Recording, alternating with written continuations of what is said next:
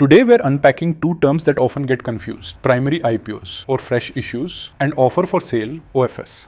Both bring shares to the market, but they do so for very different reasons and they affect investors in distinct ways. Let's dive in.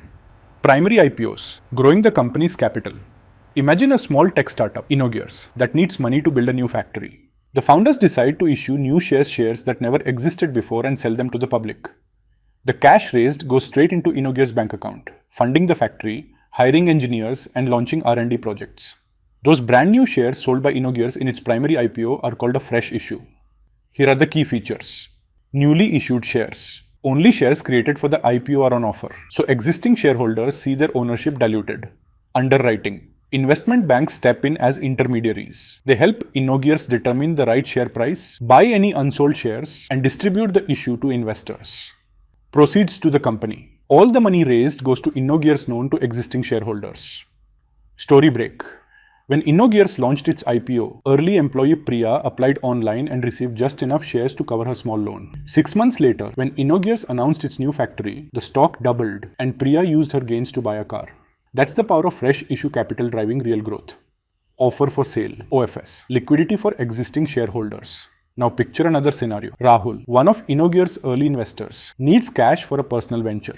Rather than InnoGears issuing new shares, Rahul decides to sell some of his existing shares to the public. The company itself receives nothing, Rahul pockets the proceeds.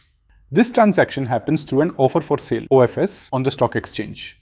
Key points. Existing shares only. No dilution of share capital, total share count stays the same. Proceeds to sellers. All funds from an OFS go to the shareholders selling their stake, not to the company. Open to all investors. Retail and institutional investors bid through their brokers or online platforms. Story break. In 2020, Hindustan Aeronautics Limited conducted an OFS, letting promoters sell a 15% stake with a floor price of 1001 rupees per share. Anjali, a school teacher with a modest portfolio, placed a small bid in the OFS. She was thrilled when it was allotted, since it allowed her to buy HAL shares at a known price without waiting for market fluctuations. Why the distinction matters for investors. Capital versus cash out. In a primary IPO, you're fueling a company's growth. In an OFS, you're simply buying shares from existing holders. Dilution. Primary IPOs dilute existing ownership. OFS does not. Motivation. Companies launch primary IPOs to raise capital. OFS usually reflects insiders seeking liquidity or portfolio reshuffling. Pricing and allotment. Primary IPO pricing often involves book building, while OFS sets a floor price and then allows bidding within a specified range. Final thoughts. Both primary IPOs and OFS offerings can present opportunities. Fresh issues can deliver growth-driven returns, and OFS deals can offer a clearer price point and immediate liquidity.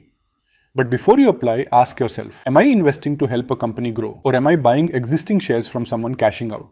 Understanding the difference is your first step toward making informed choices in the market.